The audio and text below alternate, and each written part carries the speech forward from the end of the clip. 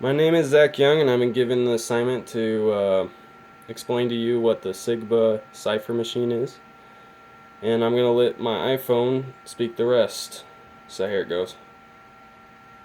William Frederick Friedman was a U.S. Army cryptographer who ran the research division of the Army's Signals Intelligence Service. Friedman used his understanding of rotor machines to develop several that were immune to his own attacks. The best of the lot was the Sigaba, which was destined to become the U.S.'s highest security cipher machine in World War II. During the Second World War, the United States of America depended largely upon a secure, nearly unbreakable cipher machine known as the Sigaba. While the Americans managed to crack much of the German and Japanese codes, the enemy never deciphered the Sigaba. Due to this security, the Sigaba continued to serve its purpose until 1959. Without the Sigaba, the Americans would have stood in a very precarious position in World War II.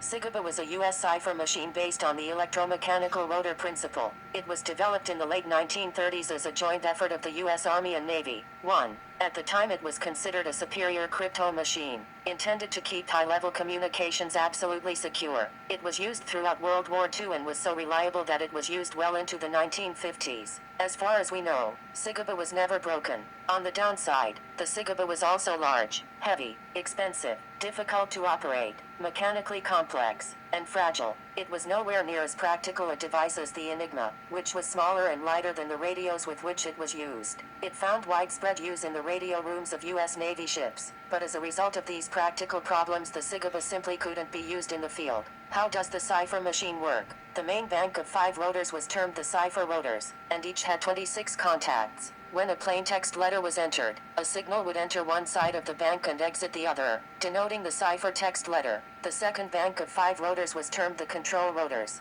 These were also 26 contact rotors. The control rotors received 4 signals at each step. After passing through the control rotors, the outputs were divided into 10 groups of various sizes, ranging from 1-6 wires. Each group corresponded to an input wire for the next bank of rotors. The third bank of rotors was called the index rotors. These rotors were smaller, with only 10 contacts, and did not step during the encryption. After traveling through the index rotors, 1 to 4 of 5 output lines would have power. These then turned the cipher rotors.